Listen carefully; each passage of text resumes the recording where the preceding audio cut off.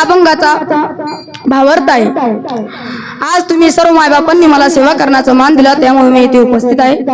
वास्तविक पाहता तुमच्या समोर काही तसा माझा सेवा करण्याचा अधिकार नाही, परंतु तुम्ही सगळ्यांनी मला सेवा करण्याचा अधिकार दिला, त्यामुळे मी इथे उभा आहे। सेवेक करावे सांगितले काम, येथे उत्पन्न कामा नाही।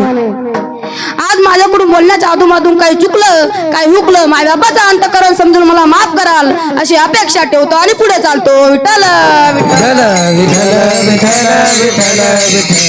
माऊली ज्ञानेश्वराच्या पहिल्या अध्यायामध्ये दृष्टांत देतात, जैसा स्वभाव मायबापाचा, अपत्य बोली जरी बोबडीवाचा तरी अधिकाचा संतोष। ज्याप्रमाणे एखादा छोटासा मुलगा आपल्या आईला म्हणतो, आई मला काकर दे काकर, ती आई समजून जाती माझ्या बाळाला भाकर पाहिजे।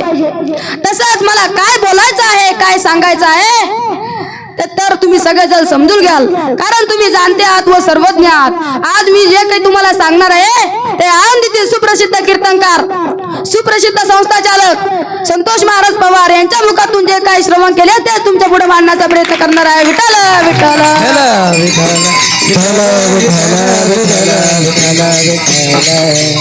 आता आपण आपल्या प्रस्तुत सेवेकडे वळू। संत या भूतलावर अवतीर्ण होतात व काही ना काही कार्य हाती घेऊन येतात व आपलं कार्य संपलं की ते आपल्या सोनंदामध्ये विलीन होतात।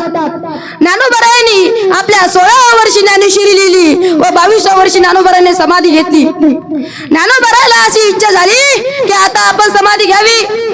ज्ञानोबराय पंढरपूरला गेले आणि देवाजवळ गेल्याच्या नंतर देवाच्या चरणावर नतमस्तक झाले आणि देवाला म्हणू लागले, देवा मला तुझ्या चरणाजवळ समाधी घ्यायची देवा। ज्ञानदेव म्हणे विठ्ठलासी, समाधान तुझी होसी, परे समाधी तुझ्या पाशी होईल देवा। देव ज्ञानोबराला म्हणू लागले, ज्ञानोबराया झाडाखाली झाड वाढत नाही, तुमचं समाधीचं स्थान मी निश्चित केलेलं आहे, ते अलंकापुरी या ठिकाणी आहे। आळंदी हे गाव पुण्यभूमी ठाव, देवताचे नाव सिद्धेश्वर।